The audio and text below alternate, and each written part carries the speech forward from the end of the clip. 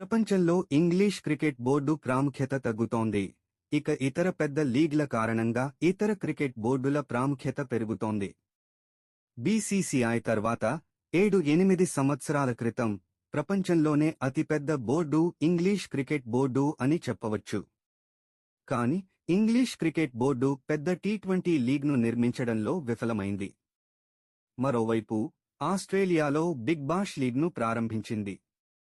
పాకిస్తాన్ కూడా పీఎస్ఎల్ను ప్రారంభించింది.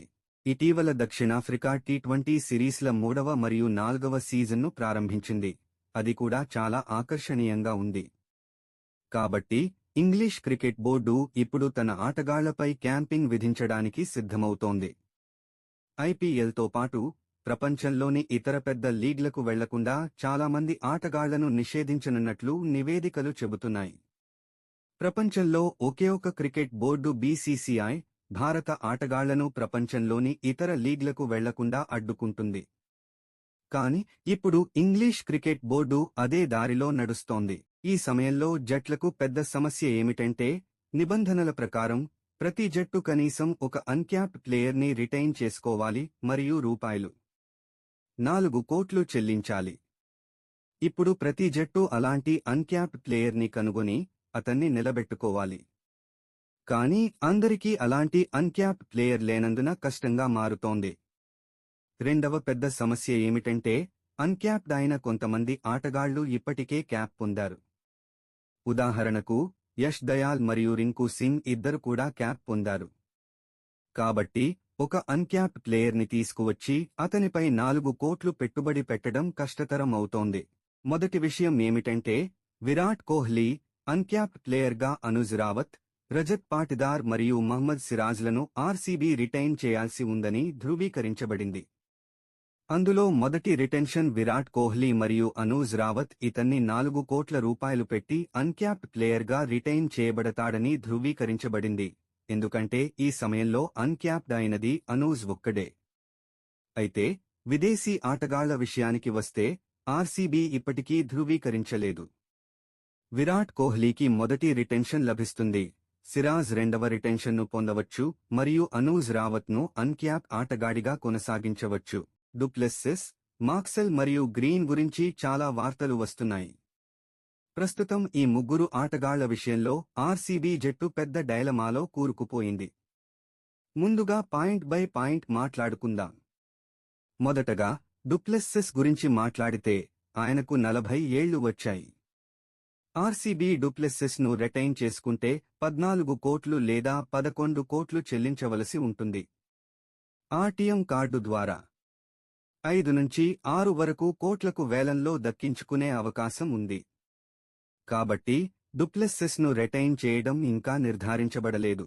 ఆర్సీబీ డుప్లెస్సిస్ను నిలుపుకోవాలా లేదా ఆర్టీఎం కార్డు ఉపయోగించి వేలంలో దక్కించుకోవాలా అని ఆలోచిస్తోంది.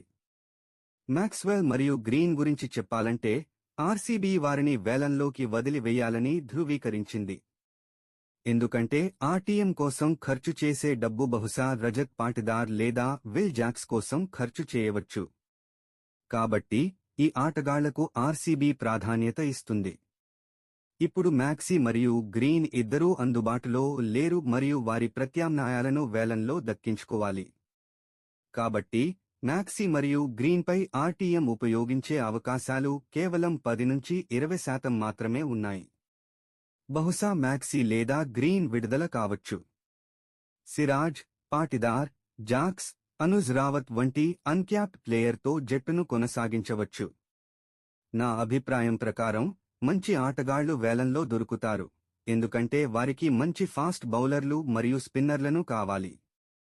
మరియు వారికి మంచి ఆల్రౌండర్ కూడా అవసరం. హర్భజన్ బుమ్రా గురించి ఒక మాట మాట్లాడాడు, ఇది నిజంగా అనేక జట్ల విధిని మరియు చిత్రాన్ని మార్చగలదు. బుమ్రా వేలంలోకి వెళితే 30 నుంచి 35 కోట్లకు అమ్ముడవుతాడని భజ్జీ చెప్పారు. బుమ్రా వేలానికి వెళితే మీరు వేరే చిత్రాన్ని చూస్తారు. నేను భజ్జీతో ఏకీభవిస్తాను, ఎందుకంటే మనం బ్యాట్స్మెన్ను చూస్తున్నా అలాంటి బౌలర్ను చూస్తే నేటి తరంలో బుమ్రాను మించిన బౌలర్ ఎవరూ లేరని తెలుసుకోవాలి. ఆయన నిజంగా వేలానికి వెళ్లినప్పుడు ఆయనపై చాలా డబ్బు వర్షం కురుస్తుంది. కాబట్టి నా అభిప్రాయం ప్రకారం 30 నుంచి 35 కోట్ల రూపాయల వర్షం కురుస్తుంది. బుమ్రా కోసం ఆర్సీబీ వేలంలో ప్రయత్నిస్తుందా? వారు వేలానికి వెళ్లే అవకాశాలు చాలా ఎక్కువగా ఉన్నాయి మరియు వారి జట్టు మారే అవకాశాలు కూడా ఉన్నాయని చెప్పవచ్చు.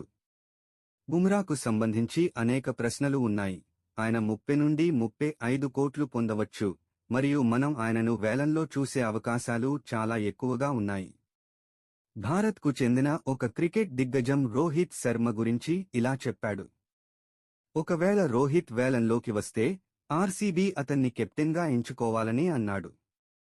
కాబట్టి రోహిత్ శర్మ వేలానికి వస్తున్నాడని ఆర్సీబీ కెప్టెన్గా ఎంచుకోవాలి. నేను కూడా అంగీకరిస్తున్నాను.